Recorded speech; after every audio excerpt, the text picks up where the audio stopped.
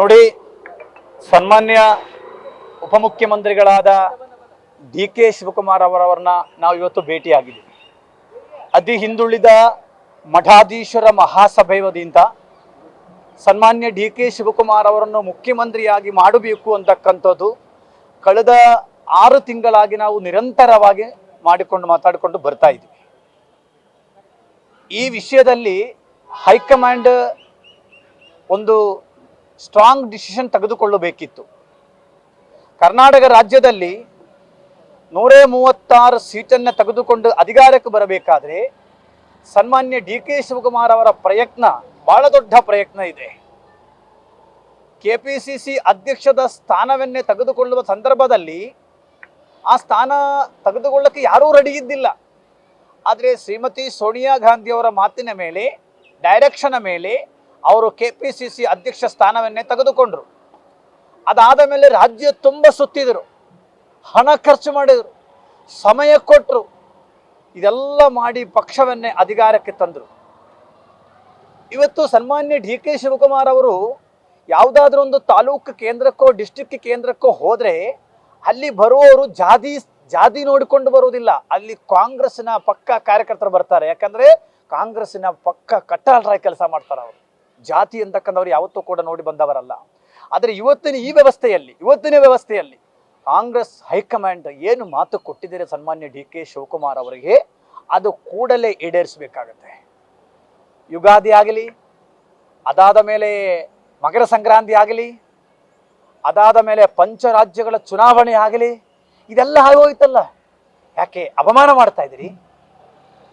ಡಿ.ಕೆ. ಶಿವಕುಮಾರ್ ಅವರಿಗೆ ಅಪಮಾನ ಮಾಡೋದ ಮೂಲಕ ಒಕ್ಕಲಿಗ ಸಮುದಾಯಕ್ಕೂ ಕೂಡ ಅಪಮಾನ ಮಾಡ್ತಾ ಇದ್ದೀರಿ. ಇದು ಸರಿಯಾದ ಪದ್ಧತಿ ಅಲ್ಲ. ಕಾಂಗ್ರೆಸ್ ರಾಜ್ಯದಲ್ಲಿ ಉಳಿಬೇಕಾದ್ರೆ ಇವತ್ತು ಡಿ.ಕೆ. ಶಿವಕುಮಾರ್ ಅವರು ರಾಜ್ಯಕ್ಕೆ ಸೀಮಿತವಾಗಿರತಕ್ಕಂಥ ಒಂದು ಲೀಡರ್ ಅಲ್ಲ.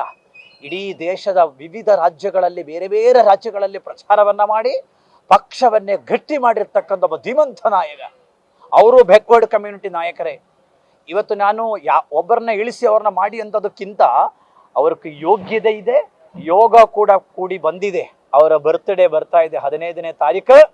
ಹೈಕಮಾಂಡ್ ಈ ಸಲ ಅವರಿಗೆ ಬರ್ತ್ಡೇ ಗಿಫ್ಟ್ ಆಗಿ ಅವ್ರಿಗೆ ಮುಖ್ಯಮಂತ್ರಿ ಸ್ಥಾನವನ್ನು ನೀಡಬೇಕಾಗುತ್ತೆ ಅಂತಕ್ಕಂಥದ್ದು ರಾಜ್ಯದ 32 ಸಮುದಾಯಗಳ ಸ್ವಾಮೀಜಿಗಳ ಒಳಗೊಂಡಿರ್ತಕ್ಕಂಥ ಅತಿ ಹಿಂದುಳಿದ ಮಠಾಧೀಶರ ಮಹಾಸಭಾ ಕಾಂಗ್ರೆಸ್ನ ಹೈಕಮಾಂಡ್ಗೆ ನಾವು ಮನವಿ ಮಾಡುತ್ತಾ ಇದ್ದೇನೆ.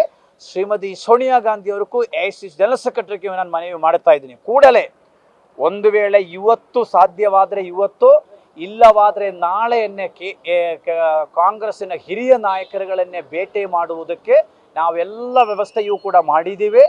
KC ವೇಣುಗೋಪಾಲ್ ಅವರನ್ನ ಕಾಂಗ್ರೆಸ್ ಕೇರಳದಲ್ಲಿ ಭೇಟಿ ಆಗ್ತೇನೆ, ಅನಂತರ ಉಳಿದ ಡೆಲ್ಲಿಯಲ್ಲಿಯೂ ಕೂಡ ನಾವು ಭೇಟಿ ಆಗ್ತೀವಿ. ಒಂದು ವೇಳೆ ಕಾಂಗ್ರೆಸ್ ಹೈಕಮಾಂಡ್ ಅವರಿಗೆ ಅವರಿಗೆ ನ್ಯಾಯವನ್ನೇ ಒದಗಿಸಲಿಲ್ಲ ಅಂದರೆ ನಾನು ಹೇಳುವುದು ಸನ್ಮಾನ್ಯ ಡಿ.ಕೆ. ಶಿವಕುಮಾರ್ ಅವರೇ ತಾವು ಕಠೋರ ನಿಲುವನ್ನೇ ತೆಗೆದುಕೊಳ್ಳಬೇಕಾಗುತ್ತೆ. ಸ್ವಾಭಿಮಾನವನ್ನು ಎಲ್ಲಿಯೂ ಕೂಡ ಒತ್ತಿಡುವ ಅವಶ್ಯಕತೆಯನ್ನು ಇಲ್ಲ. ಪಕ್ಷ ಇರಬೇಕು, ಒಂದು ಡಿಸಿಪ್ಲಿನ್ ಒಳಗಡೆ ಇರಬೇಕು ಅಂತ ಹೇಳಿಕೊಂಡು ಅವರು ಇವತ್ತು ಸೈಲೆಂಟ್ ಆಗಿದ್ದಾರೆ. ಆದರೆ ಅವರ ಮೇಲೆ ಇರ್ತಕ್ಕಂಥ ಅಭಿಮಾನ ಇರುವವರು, ಪಕ್ಷದಲ್ಲಿರ್ತಕ್ಕಂಥ ಸಾಮಾನ್ಯ ಕಾರ್ಯಕರ್ತನೂ ಕೂಡ ಹೇಳುತ್ತಾರೆ. ಇವತ್ತು ಯಾರ ಅಧಿಕಾರವನ್ನೇ ಅನುಭವಿಸ್ತಾ ಇದ್ದಾರಲ್ಲ, ಕಳೆದ 8 ವರ್ಷವಾಗಿ ನಿರಂತರ ಅವರು ಅನುಭವಿಸ್ತಾ ಇದ್ದಾರೆ. ಅದಕ್ಕೋಸ್ಕರ ನಾವು ಅತಿ ಹಿಂದುಳಿದ ಮಠಾಧೀಶರ ಮಹಾಸಭಾದಿಂದ ಮೇ 5ನೇ ತಾರೀಕು ಪೂಜ್ಯ ದೊಡ್ಡೇಂದ್ರ ಮಹಾಸ್ವಾಮೀಜಿಗಳ ನೇತೃತ್ವದಲ್ಲಿ, ವಿಶ್ವಕರ್ಮ ಸಮುದಾಯದ ಸ್ವಾಮೀಜಿಗಳ ನೇತೃತ್ವದಲ್ಲಿ ಗುಲ್ಬರ್ಗದಲ್ಲಿ ಅಲ್ಲಿ ಗುಬ್ಬಿ ಕಾಲೋನಿಯ ಅಂಬಾಭವಾನಿ ಗುಡಿಯಲ್ಲಿ ಒಂದು ಬಹಳ ದೊಡ್ಡ ಚಂಡಿಗಾ ಹೋಮವನ್ನೇ ಮಾಡ್ತಾ ಇದ್ವಿ. ಅದು ಡಿ.ಕೆ. ಶಿವಕುಮಾರ್ ಅವರು ಮುಖ್ಯಮಂತ್ರಿ ಆಗಬೇಕು, ಅವರ ಸ್ಥಾನಕ್ಕೆ ಕೂಡಿಸಬೇಕು ಅಂತ ಹೇಳಿಕೊಂಡು ಸಂಕಲ್ಪವನ್ನು ಮಾಡಿ ರಾಜ್ಯದ ಅತಿ ಹಿಂದುಳಿದ ಮಠಾಧೀಶ ಒಟ್ಟಿಗೆ ಸೇರಿಕೊಂಡು ಈ ಹೋಮವನ್ನೇ ಮಾಡೋದಕ್ಕೂ ಕೂಡ ನಾವು ನಿರ್ಣಯ ಮಾಡಿದ್ದೀವಿ.